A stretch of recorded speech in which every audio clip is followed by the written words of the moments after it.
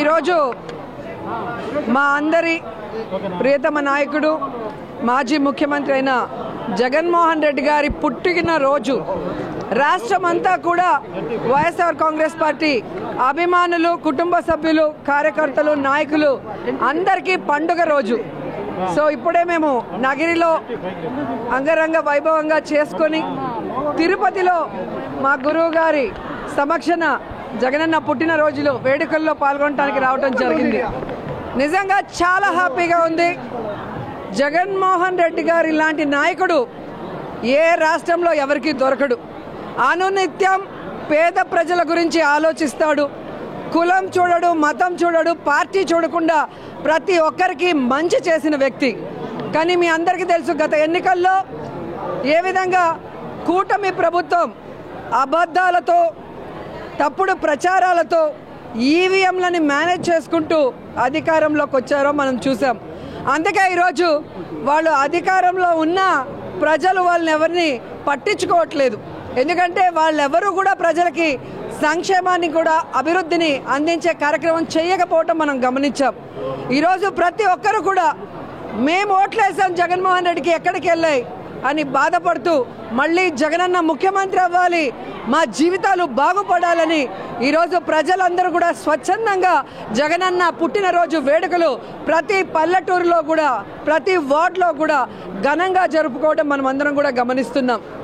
ఈరోజు కూటమి ప్రభుత్వం అధికారంలోకి రావటానికి ముందు బాబు షూరిటీ, భవిష్యత్తుకు గ్యారంటీ అన్నాడు. కానీ అధికారంలోకి వచ్చాక బాబు షూరిటీ, బాధుడే బాధుడు గ్యారంటీ అన్నట్టుగా అయిపోయింది. చెప్పిన సూపర్ సిక్స్లు ఏవి చేయలేదు.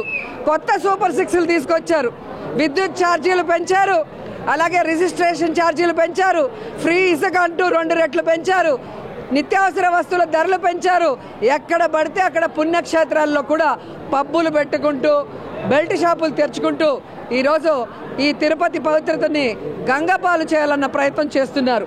కానీ జగన్మోహన్ రెడ్డి గారికి అండగా మా చిత్తూరు జిల్లా అధ్యక్షుడి గారి ఆదేశాల మేరకు ఇక నుంచి ప్రజల పక్షాన నిలబడి ప్రజల సమస్యలకు పోరాటానికి మేమందరం కూడా అడుగులో అడుగు వేస్తూ మళ్ళీ జగనన్నని ముఖ్యమంత్రిని చేసేంత వరకు కూడా ఈ పోరాటాలు ఆపమని కూడా ఈ సందర్భంగా తెలియజేసుకుంటున్నాం.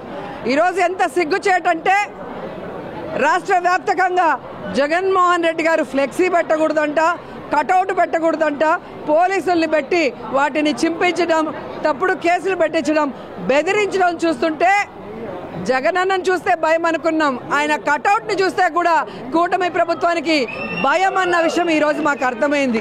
ఈరోజు మాకు ఇన్ని సీట్లు ఉన్నాయి, అన్ని సీట్లు ఉన్నాయని చెప్పుకుంటున్నా లోపల భయం, ధైర్యం లేకుండా ఇలా అఫీషియల్స్ని పెట్టుకొని దౌర్జన్యం చేయడం చూస్తుంటే కూటమి ప్రభుత్వం మీద జాలేస్తుంది. వాళ్ళకి సూటిగా మేము హెచ్చరిస్తున్నాం.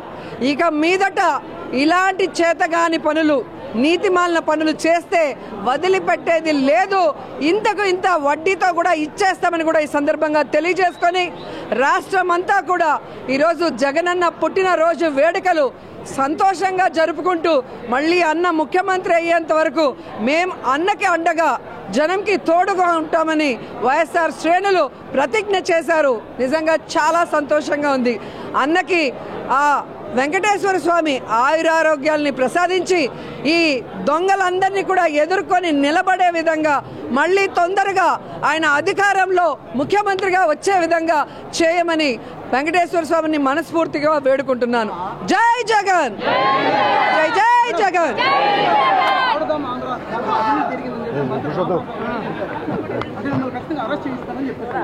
మరి ఫైల్స్ వాళ్ళ దగ్గరే ఉన్నాయి కదా, వెరిఫై చేసుకోమనండి. Please subscribe .news.